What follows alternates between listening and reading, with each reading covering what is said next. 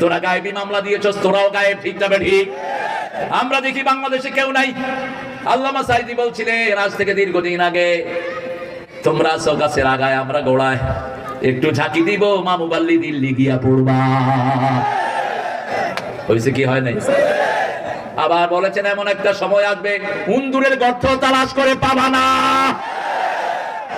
আবার বলেছেন ওই মাহফিলে আমি নিজে উপস্থিত, বলছে আমাকে যদি মেরে ফেলা হয় অথবা কেউ যদি আমাকে খুন করে, ওই দল 1 বছর না যেতে নিশ্চিহ্ন হয়ে যাবে। 14ই আগস্ট ওনাকে 20 মানে হত্যা করা হলো, 1ই আগস্ট ওনার দলকে ব্যান করা হলো। ব্যান করার পিছনে কিছু হুজুরও আছে, আমরা সেই হুজুরদেরকে ভালোবাসি, কারণ হুজুর তো নামাজ রোজা যেখানে আমরা আছি।